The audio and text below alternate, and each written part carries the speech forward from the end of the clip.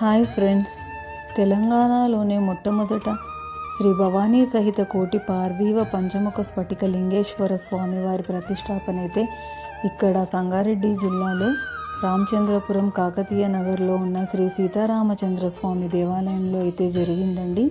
ఈ ఆలయంలో వినాయకుడు, భవానీమాత, శ్రీ సీతారామచంద్ర స్వామి, హనుమంతుల వారి దర్శనం అయితే మనం చేసుకోవచ్చండి.